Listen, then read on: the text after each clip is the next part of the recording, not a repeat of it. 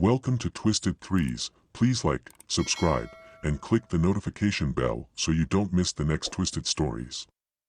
To support the channel, you can visit us at twistedthrees.com. Now let's see how twisted the world is today. A destroyed and abandoned campsite. I was once canoeing the boundary waters between Minnesota and Canada. These aren't your normal backyard ponds. The boundary waters are thousands of enormous lakes interconnected with each other. Think mini Great Lakes. We had been canoeing and camping along the lakes for about a week at this point. We didn't really have an itinerary, just planned to boat and camp, fish, and live off the land for 2 weeks. We had a GPS and a sat phone to call a helicopter for pickup whenever we were done. Anyway, about a week in and we were set to canoe a few hours to the next lake. An hour or so in and we are in the center of an extremely long and narrow lake. Unfortunately, a storm started to blow in and the waves on the lake swelled to 2+ feet. Too much for our dinky canoes. We pull off to a random clearing on the shore and set up camp in rush to avoid being totally trashed by a rainstorm. We just set up camp and hunkered down for the night.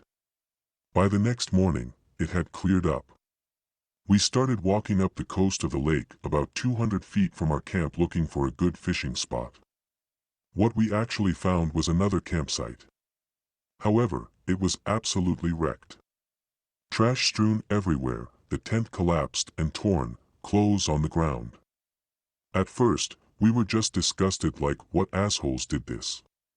Or left their shit out to be bear food. The more we looked around though, the weirder things seemed though.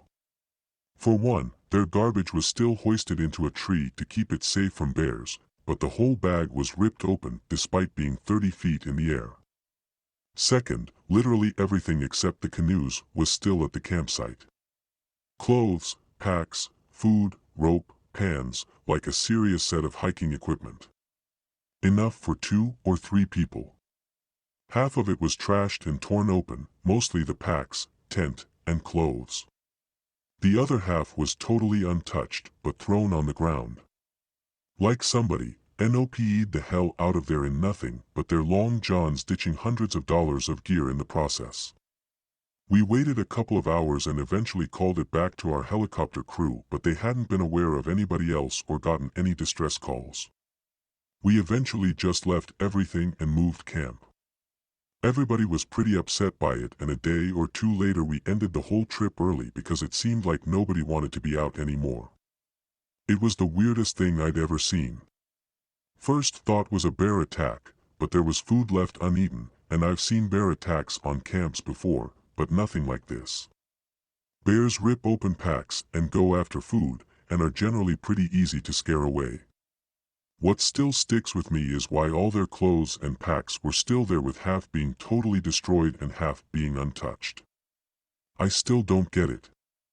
I've done a lot of other camping and hiking, rafting and biking, all around the country, and I've never had any other weird experiences like that.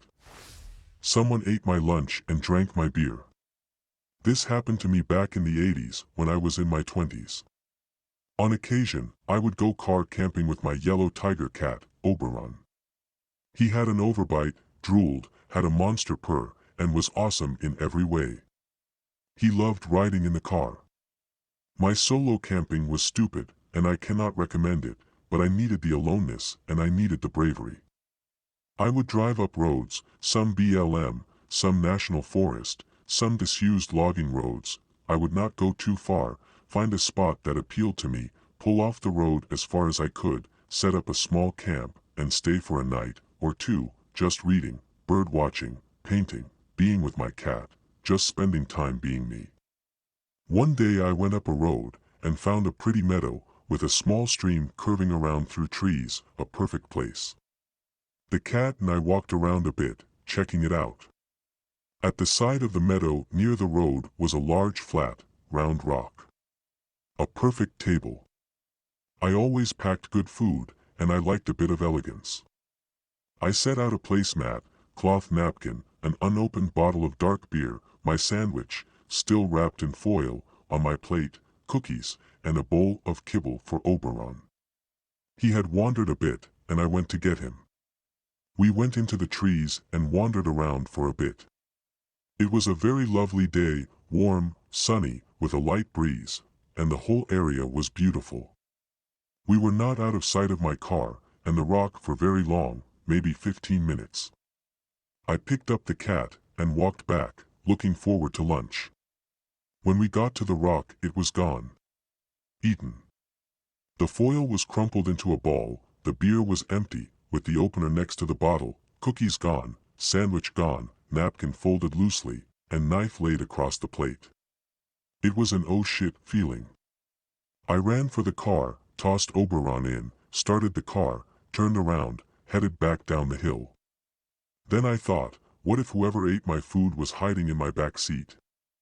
I stopped, heart pounding, checked out the back, was all okay, and headed back to town and friends, who was understandably freaked out by my story.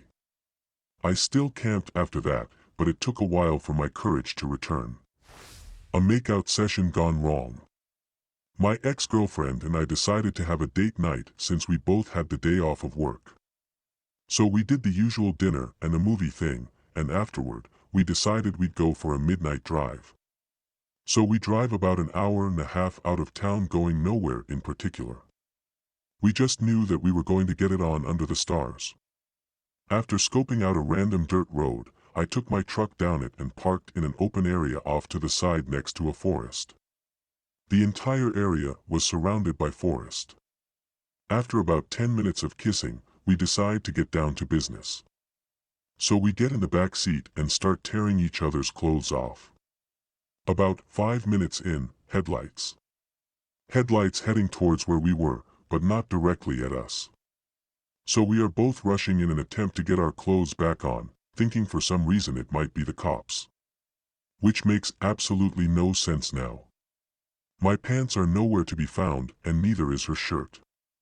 Now, keep in mind, the closest house to the road we were on is probably 30 minutes away.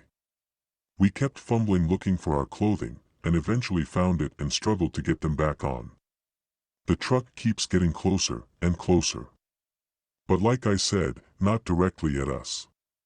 Until we finally realize it's not somebody coming to yell at us to get off their property, or the cops. In fact, they can't even tell we are there because my truck is black and I'm parked almost into the thick forest area. Finally, an old beat-up F-150 parks his truck about 50 feet from us. Leaves his truck running and gets out. He walks to his truck bed, grabs his shovel, and just starts digging into the ground.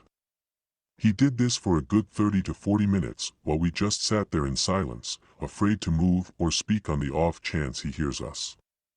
He stops digging and lifts something out of the ground.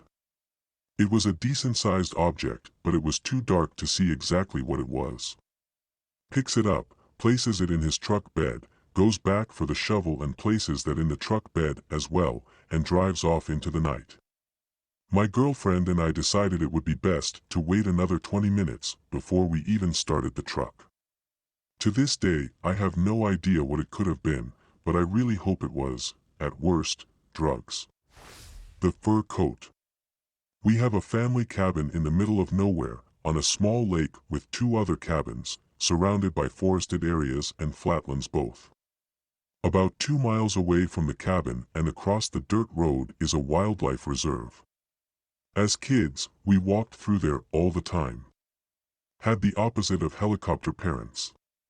After about 30 minutes walking straight into these woods, there was a collection of abandoned houses, an old settlement. We went exploring and found that the people who used to live there had just up and left. In each house, still dishes on the tables, clothing in the closets, cars parked in the clearings, all the strappings for horses in the barns. In one house, the floor had caved in and there were about 40 pairs of women's shoes scattered around the hole in the middle. No bones though, animal or human, nothing. We decided to stay away from the second floors of the houses after we saw that, we figured they'd be structurally unsound. A skeletal treehouse in the middle of the clearing. After we told my parents, my dad wanted to come and look too. In one of the houses, we found a bedroom, fully intact. The sheets were still on the beds.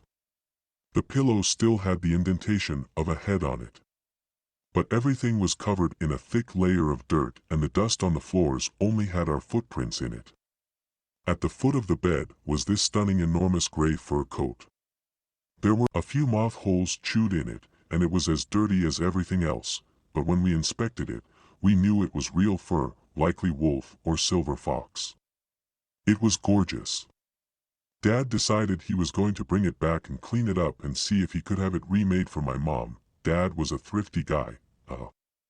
As we were leaving, I got a chill on the back of my neck, and about 60 yards from the house, turned around and saw an old woman glaring at us from the window of the second floor. She had her hair in a loose bun and was wearing a blue shawl on her shoulders over a cream-colored blouse. I immediately felt super guilty. I grabbed my dad, who was about 10 yards ahead of me, and told him we had better put the coat back, because the woman was still living there and we had probably scared her and she looked pissed. We turned back around and I pointed to the window I saw her glaring at us from. No one there. I said she must have gone downstairs, and as we approached the house, still carrying the stupid coat, one of the windows in another house suddenly slammed shut. I fucking ran as fast as I could into the woods.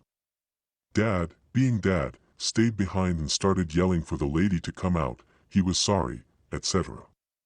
Went upstairs, no one there, dust on the floor undisturbed. Then he smarted up and dropped the coat in a big hurry, and we beat it back to the road as fast as we could. About 5 years later the government demolished the whole thing.